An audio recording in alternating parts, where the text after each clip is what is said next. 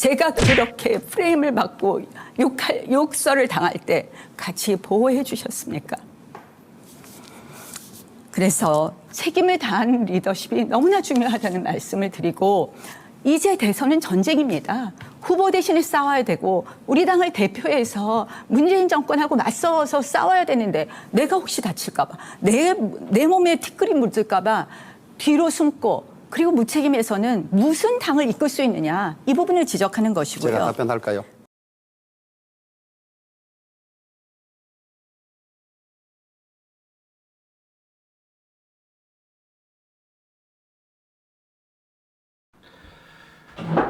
안녕하십니까. 고고TV 여명입니다. 2021년 6월 8일 오후인데요. 나경원이 울었죠. 나라를 빼앗길 때, 그리고 나라를 찾을 때 정치인은 우는 것입니다. 정치인들이 우는 역사는 김대중이가 박정희에 의해서 동해바다에 수장되다가 살아나서 한번 울었다 합니다. 김대중이는 눈물이 많아요, 원래. 그 다음에 노무현이가 대통령 선거전에서 통기타를 치고 상록수를 부르면서 울었습니다. 박영선이도 울고, 그죠? 고민정이도 울고. 참으로 나경원이가 민주당스럽다 하는 것이죠.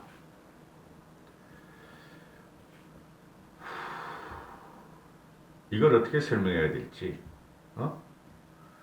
왜 주호영이와 이준석은 나를 공격하느냐, 특히 주호영이는 나를 공격하느냐. 당시 연동제와 공수처 투쟁에 있어서 아스팔트 우파로 나갈 수 없는 사정이 있었고, 나갈 수밖에 없는 사정이 있었는데, 그때 주호영이하고 이준석은 도와준 적이 있느냐, 국힘에서 도와준 적이 있느냐, 난 억울하다 하고 우는 것이죠. 그래서 어떻게 됐습니까? 연동제도 통과되고 공수처도 통과되고 전 국민의 혼란을 빠뜨렸고, 그걸 막기 위해서 나경원이가 투쟁한 것을 인정합니다. 그 이후로 어떻게 됐습니까? 아스팔트 우파와 유튜버 세력의 준동으로 인해서 180석을 넘겨줬죠. 그 이후에 어떻게 됐습니까? 국민들은 심각한 고통을 받으며 난민 상태에 지금 빠졌습니다. 나경원이 운 것은 일고의 동정심도 표시할 수 없다. 어제부터 울었어요. 아침에 내가 나경원이가 뉴스완 영상에 단독 인터뷰를 하면서 마지막에 울먹이죠. 오늘 또 웁니다. 나는 애당의 충정이니 이렇게 울을 수 있다 하는 것인데요. 참으로 동정도 못 받을 눈물입니다. 오늘 4차 KBS 토론이라고 그러는데요. 다 봤어요. 유튜브로 봤는데, 나경원은 오늘도 이준석이를 민주당과 같다 하고 공격을 합니다. 윤석열 프레임을 갖고 나온 거죠. 그 나경원이 말이 다 거짓입니다, 여러분. 그래, 이준석이가 당신 유튜버냐? 우파 유튜버냐? 어떻게 그쪽에서 나를 공격하고 우리 보수를 분열시키는 우파 유튜버의 썸네일 프레임, 논리 프레임을 그대로 갖고 와서 나를 공격하느냐? 정신 좀 차려라. 비열하다고 생각하지 않느냐?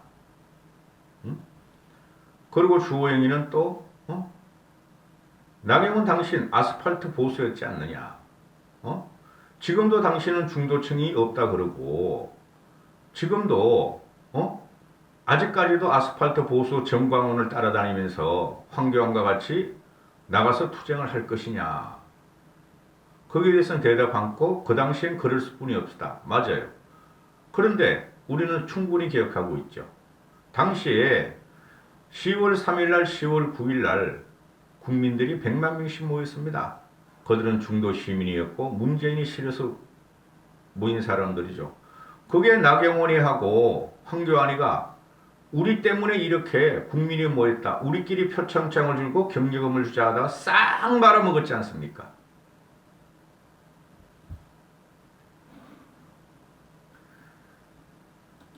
이거 이 정도 할 수 있어요. 이 정도 공격할 수 있어요. 흥미진진합니다. 국민들이 볼 적엔. 근데 마지막에 뭐였죠? 당원명부 유출. 이건 부정선거입니다. 오늘 국힘 선관위회 쪽에서 조사 의뢰를 20번이나 평당원이라 그럽니다. 당직 당원이 아니고 평당원이 그러는데 평당원이든 뭐든 어느 캠퍼스 소속인간 밝혀야죠. 그거 조사 안 한답니다. 20번이나 전화 걸었는데 피해 다닌답니다. 그래서 조사 안 한답니다. 이게 바로 국힘 내부에서 벌어지는 부정선거입니다, 여러분. 합리적인 의심, 누군지는 나는 생각할 수 있다. 이렇게 되는 것이고, 나경원이가 오늘도 그 토론에서 이상한 말을 또 갖고 나옵니다. 봐라, 윤석열이가 말이야, 미래포럼, 김무성이 주도하는 미래포럼에, 국힘 의원들의 모임에서 참석하려다가, 이준석 너 때문에 참석 안 하지 않았느냐? 네가 윤석열의 배제를 갖고 나오니까, 거짓말이죠. 윤석열 측에서는 아스트라제네카를 말해서 휴직 중이고, 그죠? 또, 그 참석한다는 확답이 없었다. 근데 왜 나경원이가 그런 식으로 말하냐? 이걸 전체 국민을 보이는 앞에서 나경원이가 유언비어와 거짓을 토설합니다. 응?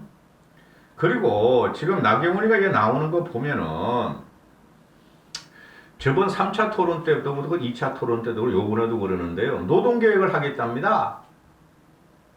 노동계획은 말이죠. 우리가 해야 되는데 최고의 난제가 노동계획입니다. 귀족노조, 대기업노조 그거 대체가 과거에 한 것은 블루 화이트 컬러가 아니라 탄광노조로 철도노조부터 빠개기 시작했죠. 지금 현재 우리는 4차 혁명의 시대입니다. 블루노조만 지금 떼돈을 벌고 있다, 떼 연봉을 갖고 있다 하는데 화이트 칼라 노조도 마찬가지입니다. 은행 애들 앞에서 껄찍거리면 해도 1년 연봉이 1억 5천, 1억 2천입니다. 몇 년만 근무하면은 대기업 그룹들이 화이트 노조도 있습니다. 그걸 나경원이 어떻게 하죠? 이거는 전반적인 산업교육과 전반적인 사회계획에 들어가야지 이 노동계획이 되는 거예요. 산별노조가.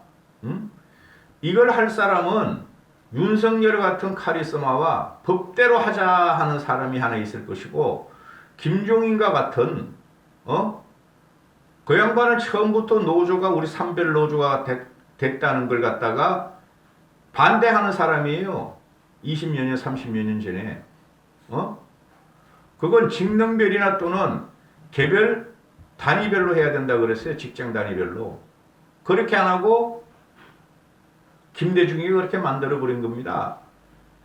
대한민국 뿌리를 흔드는 사건이었고, 현재도 노동계획을 하려면 이걸 뿌리채 흔들어버려야 돼요. 나경원이가 무슨 힘으로 대통령도 안 되는데 일당 대표가 되든 야당 대표가 되든 당대표가 무슨 힘으로 노동계획을 합니까? 구체적인 비전 제시를 하고 가능한 것을 말하라. 그거 이준석이가 말하는 거예요. 할당제를 없애겠다. 기초의원들 시험을 봐서 자질을 검증하겠다.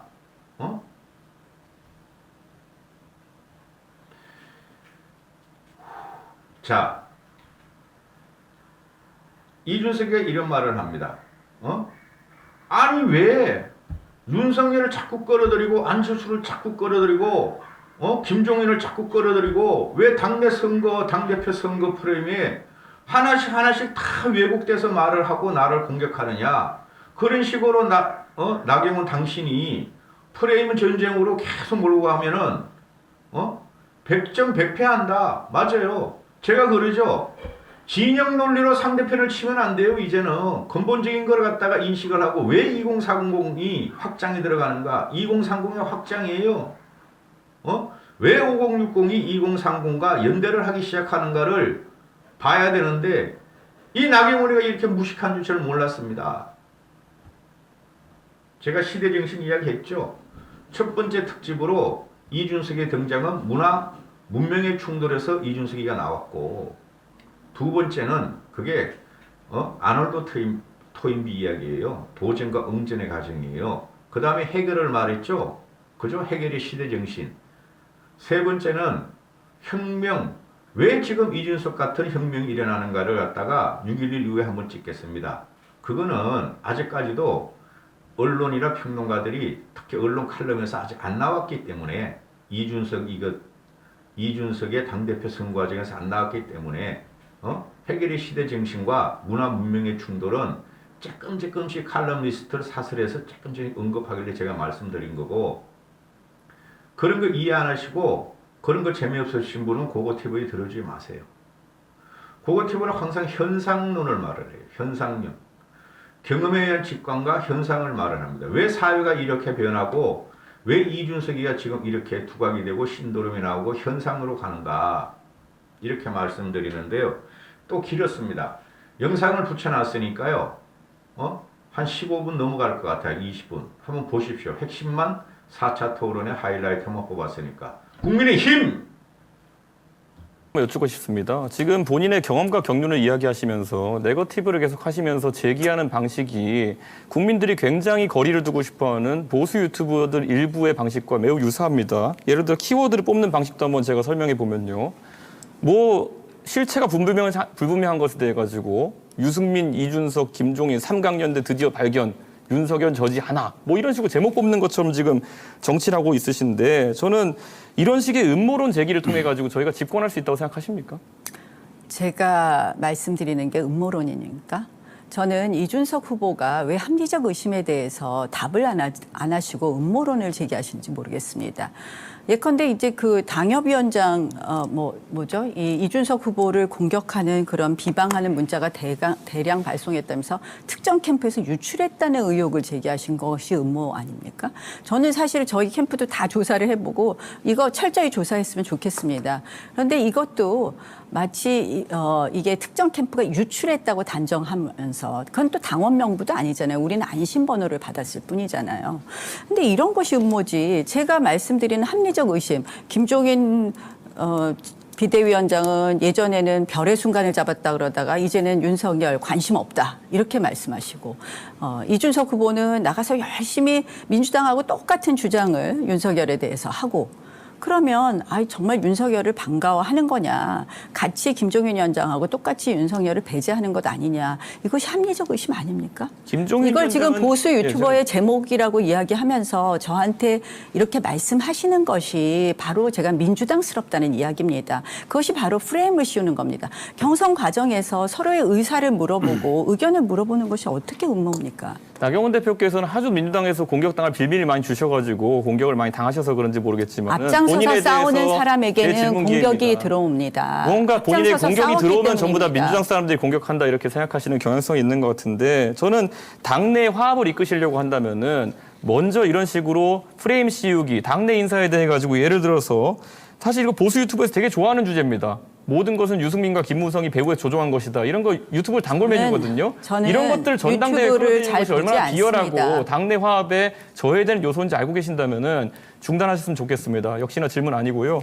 그러면 그 통합을 이루기 위해서 나경원 대표께 질문 드리겠습니다. 지금 저희가 전당대회 과정을 통해서 국민들의 많은 관심을 받고 있고, 그 과정에서 저희가 통합에 대해서 저희의 아젠다들을 이제 제시했습니다. 근데 저 같은 경우에는 예를 들어 방송 나가서 김어준 씨가 윤석열 총장에 대해서 갖고 있는 의혹이나 이런 것에 대해서 적극적으로 방어하기도 했고요. 기본적으로 윤석열 총장이 가장 껄끄럽게 생각할 수 있는 TK 지역 당원들과의 결합, 이런 것들도 고려해서 대구 연설에서 탄핵의 강을 넘자는 취지로 말을 해서 사실상 저는 그런 통합에 기여를 했다고 생각합니다. 나경원 대표께서는 과연 TK 지역이나 이런 지역에서 전통적인 당원들이 안철수 대표나 윤석열 총장과 같은 좀 다른 생각을 가졌던 후보들과 결합한 데 있어서 장애물이 있다면 어떻게 극복하는 데 기여하셨는지 한번 지금까지 실적을 여쭙고 싶고요.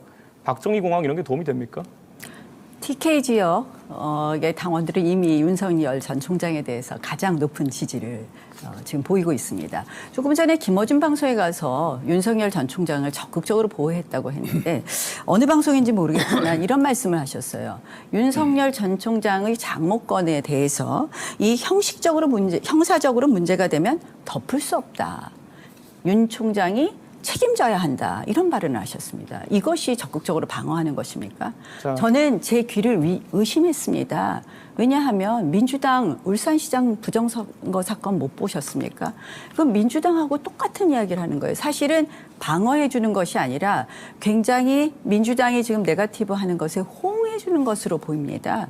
그래서 제가 계속해서 우리 이준석 후보가 정말 윤석열 전 총장을 방어하고 있느냐, 김종인 위원장하고 똑같은 입장 아니냐 그런 말씀을 묻는 것이고, 예, 제가 그것에 답변 대해서 드리겠습니다. 답변을 제주도권 안 토론 해주셔서. 시간이니까요. 네, 자, 예. 그러면 나경원 후보께 질문 드리면 귀를 의심하셨다고 하는데 다 들어보긴 들어보셨습니까? 네, 제가 스크립터로 다 봤습니다. 네, 귀를 의심하셨다는데 다 보셨으면 하실 수 없는 말씀을 하고 계신 게요. 저는 거기서 10원 발언 기억하시겠지만요. 10원 예. 발언이라고 하는 것이 저는 오히려 전원 과정에 있어가지고 잘못 전해진 것일 것이다라고 제가 단언해서 말했거든요.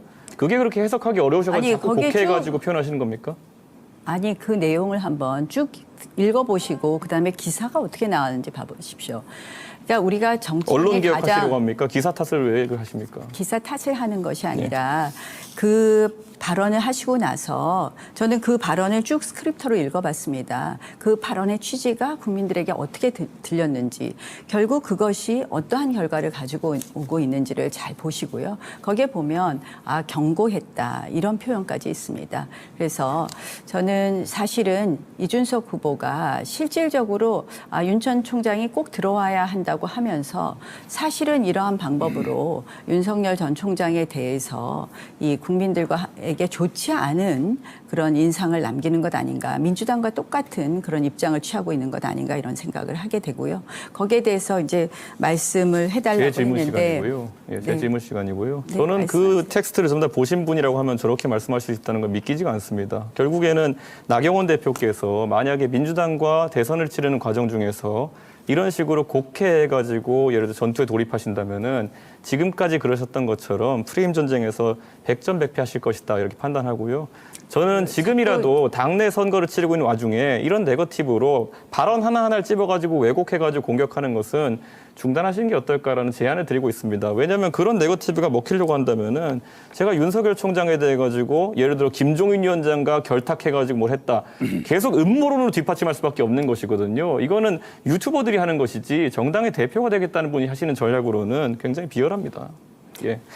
저는 그리고 또 질문 드리겠습니다. 이에 대해 막말 프레임을 씌우려고 하시는데요. 그 이준석이 종편 방송편을 10년 하면서 말 때문에 설화에 오른 적이 거의 없습니다. 그리고 오히려 이준석 리스크는 나 대표께서 생각하시는 머릿속에 존재하는 것이고요. 실제 원내대표 하실 때 존재했던 막말 리스크라는 것은 저희를 지지하지 않는 국민에다 대놓고 문바 달창이라고 하신 분이 누굽니까? 제가 굳이 이런 말을 언급해야 되겠습니까? 그러니까 그런 리스크라고 하는 것은 본인이 오히려 더 국민들에게 많이 우려받고 있다는 것을 인식하셨으면 좋겠고요.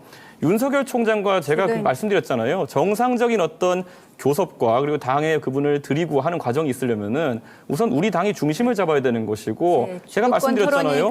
연애를 하다 보면 밀당도 하는 것이고 구애도 하는 것이고 있는데 지금은 일방적인 구애만 하고 계시는 거예요. 밀당과 구애가 좋은데 아예 떠나게 하는 그러한 태도를 취해서는 안 된다는 말씀을 드리고요. 당대표 되시면 막말 리스크 어떻게 하시겠습니까? 막말 말씀하시는데 제가 그 부분에 대해서 즉각 사과했는데 민주당이 계속해서 프레임 전쟁을 했던 걸 아실 겁니다. 저는 이준석 후보를 보면 달창 쓰셨던 분이 망상이 막말이라고 하시면 어떡합니까? 민주당의 그런 모습을 보고 있어요. 민주당 사람들 하는 것 같은 그런 모습을 보여주셔서 달창은 본인이 쓰신 표현입니다. 쓸 필요가 없는 표현이었고요. 민주당과 같은 그런 공격하시지 말아주시길 바랍니다. 자, 하나 물어보겠습니다. 김무성 대표 만나셨죠? 예. 그랬는데 왜 부인하셨습니까? 김무성 대표께서 이 모임은 사적인 모임이고 공개되기를 원하지 않는다고 정확히 말씀하셨습니다. 기자들한테 아니 지난번에는 기자들에게 그렇게 말씀하신 것 같지 않은데 왜 변명이 달라지십니까? 뭐라고 했죠 제가? 그때 뭐라고 하셨습니까? 뭐 이 문제가 별로 중요하지 않아서 이야기하지 않았다 이렇게 부인하지 않았습니까? 저는 김무성 전 대표, 저도 이 대선 당 경선 출마하기 전에 모든 당의 어른들 다 만납니다. 그런데 왜 부인할까? 이 김무성 전 대표와 이준석 후보하고 그 밝힐 수 없는 그런 약속이 있습니까? 아니요, 약속을 한 것 자체가 없는데요. 약속을 한 거 없다. 근데 왜 부인했고 왜 거짓말했는지는 굉장히 궁금하다는 말씀을 드립니다. 내용이 없으니까 김무성 대표께서 후배에게 대표 나가면 이렇게 해라 조언하시는 거였습니다. 주호영 후보에게 질문하겠습니다. 주호영 후보께서는 사실은 원내대표 기간 동안에 좀 문재인 정권과 싸우는 데는 좀 부족했다 이런 지적을 많이 받고 있습니다. 예컨대 저도 원내대표일 때 109명의 의원에 불과했습니다. 저는 장관을 낙마시킨 것이 실질적으로 조국 전 장관까지 3명 정도 됩니다. 주호영 원내대표 낙마시킨 장관 있으십니까? 낙마시킨 장관은 없습니다. 낙마시킬 사람들이 아니지 않습니까? 철회한 적이 있습니까? 180석 가지고 그대로 밀어붙이고 33명이나 임명했는데 거기 어디에 낙마시키며 그다음에 제 투쟁 나 대표보다 훨씬 잘했어요.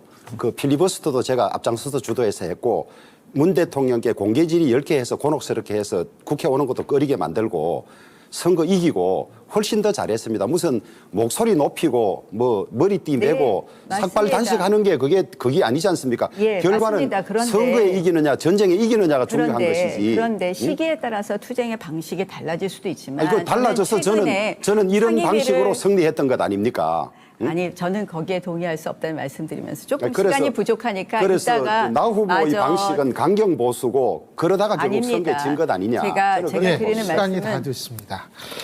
자, 동의를 하지 못하겠다는 그다음에 말씀을 드리고요. 패스트 트랙 이제 제가 주도권 토론을 하는 시간입니다. 원내대표 제가 조금 이따 패스트 말씀드리겠습니다. 트랙 과정에서 권력은 공수처를 오로지 바라고 정의당은 연동형 비례대표제를 위해서 끌어들였기 때문에 공수처를 막을 수는 없고 공수처에 대해서 어느 정도 타협을 하면 연동형 비례대표제는 막을 수 있다고 여러 사람이 어드바이스를 했는데 끝내 강경으로 갔다가 2개를 다 놓쳤을 뿐만 아니라 지금 무려 20몇 명의 우리 당직자를 비롯한 의원들이 지금 재판받으면서 본인들은 정치 생명이 어떻게 될지도 사실 고민하고 있는 것이거든요. 그래서 그런 유의 강경투쟁은 희생만 강요하는 것이고 계획 없는 지모 없는 용장은 부하들을 전부 위험에 빠뜨릴 수 있습니다. 그래서 그걸 자랑으로 말씀하시는지 저는 그걸 한번 더 듣고 싶습니다. 짧게 30초 안에 답변해 저는 주십시오. 주호영 원내대표가 저보고 재판받는 이나 잘 받아라 이런 말씀을 연설에서 하시는 걸 보고 깜짝 놀랐습니다. 실질적으로 주호영 원내대표는 저의 후임, 저의 다음이시죠. 다음 원내대표로서 이 문제에 대해서 오히려 해결하려고 노력하셔야 되고 정치적 타협을 해야 되는데 그런 말씀을 하시는 걸 보고 제가 굉장히 마음 아팠다는 말씀을 드리고요. 아까 오히려 상임위원장 다 줘버린 것이 우리한테 유리하다라고 말씀하시는데 이건 굉장히 무책임한 일입니다. 제가 주호영 원내대표께 자꾸 그러면 지금도 다시 상임위 협상이 열리고 있어요. 그러면 우리 김기현 원내대표는 상임위를 받아와야 된다는 입장입니까? 지금 우리 당은 치열하게 법사위를 안 가지고 오면 가져올 필요 없다는 입장을 일관되게 견지하고 있는데 우리 나 후보의 그런 말씀을 협상력을 떨어뜨리고 우리 당이 일관되게 의원들 사이에 어느 정도 공감대를 이룬 걸 무너뜨리는 것이거든요. 받아오는 거 쉽습니다. 법사위 빼고 받아오는 건 지금이라도 받아올 수 있어요. 법사위원장을 받아오도록 최대한 노력을 해야 되겠죠. 지금 협상 말씀을 하시는데 이제 법사위원장감 전에 저희 공수처하고 연동형 비례제 문제는 제가 원내대표를 12월 초에 갑자기 그만두게 되지 않았습니까? 저는 두고두고 후회가 됩니다. 그때 차악의 선택을 하려고 했습니다. 그러나 갑자기 그만두면서 그 문제를 마무리하지 못했기 때문에 굉장히 아쉽다는 말씀을 드리고요. 그 정도 듣겠습니다. 두 번째로는 그 정도 듣겠습니다. 자, 그럼 아까 다음 제가 이준석